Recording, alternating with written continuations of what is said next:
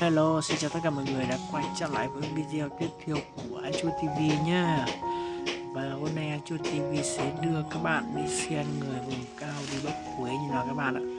Đó, chỗ quế ở chỗ mình thì rất là bé nhưng mà mình cũng bốc rồi các bạn.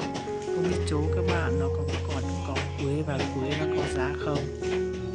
Còn chỗ mình thì quế nó không có giá luôn các bạn ạ. Đéo tiền.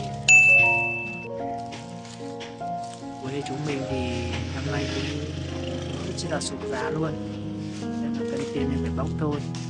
Đây là anh em đang bốc quế này, đang nhiều là anh em đang bốc quế bốc rồi một ít, còn đến đây là anh em đang chặt để đi về để mang đi bán. Đây mình cũng nhờ được có 2-3 anh em. Bây giờ anh em đang chuẩn bị chặt quế được mang đi về, anh em đang hộ nhau.